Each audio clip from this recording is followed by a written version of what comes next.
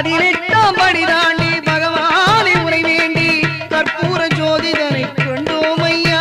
நாங்கள் கற்பூர ஜோதிதனை கண்டோம் ஐயா. மகர ஜோதியை கண்டு மனமான சரணம் போட்டு மகர ஜோதியை கண்டு மனமான சரணம் போட்டு மணிகண்டா உன் பெருமை அறிந்தோம் ஐயா.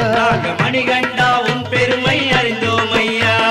சாமியே சரணம் ஐயப்பா சரணம் சுவாமியே சரணம்